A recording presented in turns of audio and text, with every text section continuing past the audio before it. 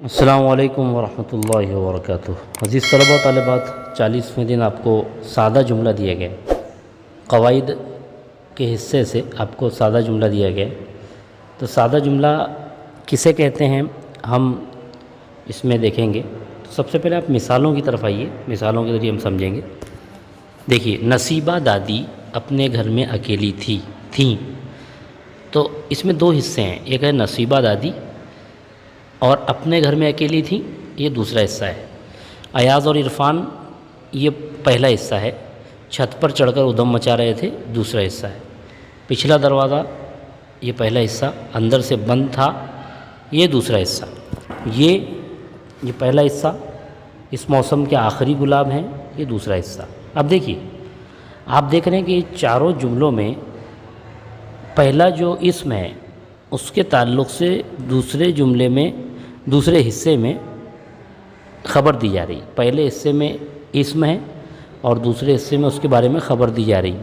جیسے نصیبہ دادی، یہ ایک اسم ہے، اس کے بارے میں کیا خبر دی جا رہی ہے؟ ان کے بارے میں کہ وہ اپنے گھر میں اکیلی تھیں۔ ایاز اور عرفان، یہ دو اسم ہیں، ان کے بارے میں خبر یہ دی جا رہی ہے کہ وہ چھت پر چڑھ کر ادھم مچا رہے تھے۔ پچھلا دروازہ، یہ موصوف اور صفت سے مل کر ایک اسم بنا، تو اس کے بارے میں کیا خبر دی جا رہی ہے کہ وہ اندر سے بند تھا۔ اور یہ اس موسم کے آخری گلاب میں، یہ یعنی کون سی چیز ہے وہ، اس کے بارے میں بتایا جا رہا ہے کہ اس موسم کے آخری گلاب ہے۔ تو اس طرح سے کیا ہوتا ہے کہ ایک جملہ ایسا ہوتا ہے کہ جس میں ایک اسم ہوتا ہے اور اس کے بارے میں اگلے حصے میں خبر دی جاتی ہے، تو اس کے دو حصے ہو جاتے ہیں۔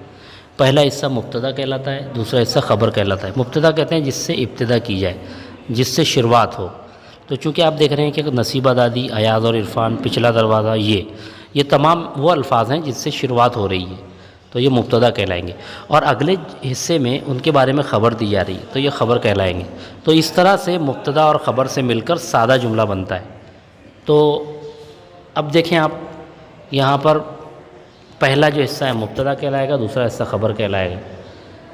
اب ان جملوں میں غور کیجئے، مدینے میں سخت قحط پڑا ہوا تھا، تو مدینے میں یہ مبتدا ہو جائے گا۔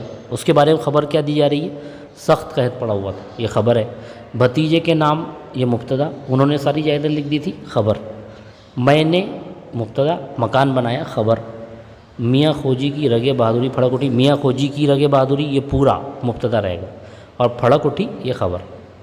تو اس طرح سے آپ کو یہ امید ہے کہ سمجھ میں آ گیا ہوگا مبتدا خبر، اور مبتدا خبر سے مل کر جو جملہ بنتا ہے وہ سادہ جملہ ہوتا ہے۔ تو اس طرح سے آپ سمجھیں گے کہ سادہ جملہ کسے کہتے ہیں۔ اب آپ کو یہاں مبتدا اور خبر الگ الگ کرنا ہے۔ تو آپ دیکھیں، نصیبہ دادی اپنے گھر میں اکیلی تھیں، تو نصیبہ دادی مبتدا، اپنے گھر میں اکیلی تھیں، خبر۔ یہ موسم کے آخری گلاب ہے، یہ مبتدا، موسم کے آخری گلاب ہے، خبر۔ اس طرح سے اس کے بعد آؤ مشکرے میں کیا کرنا ہے آپ کو، اسی طرح سے مبتدا اور خبر کو الگ الگ کرنا ہے۔ مومن، تو مومن آ جائے گا مبتدا، اپنے دوست کے گھر جا رہا ہے، خبر۔ عرفان مبتدا، میدان میں کھیل رہا ہے، خبر۔ اریب مبتدا، 12ویں کا امتحان دینے والا ہے، خبر۔ آج مبتدا، شہزادی کی شادی ہے، خبر۔ بابر نے کھانا کھایا، بابر نے، مبتدا، کھانا کھایا، خبر۔ اس طرح سے اب آپ کو کیا کرنا ہے کہ اپنے استاد یا والدین کی مدد سے سادہ جملے لکھیں اور اس میں مبتدا اور خبر الگ کریں۔ اب آپ کیا کریں، کتاب میں آپ کے 2-3 سبق پڑھیں اور اس میں سے سادہ جملہ لیں، جس طرح سادہ جملے یہاں پر آپ کو دکھائی دے رہے ہیں، یعنی مبتدا اور خبر والے۔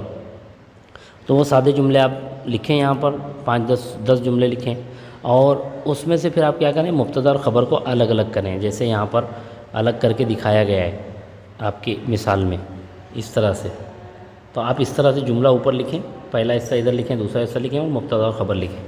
اس طرح سے آپ ان جملوں کو، مبتدا اور خبر کو الگ الگ کریں۔ بہت بہت شکریہ۔ السلام علیکم ورحمۃ اللہ وبرکاتہ۔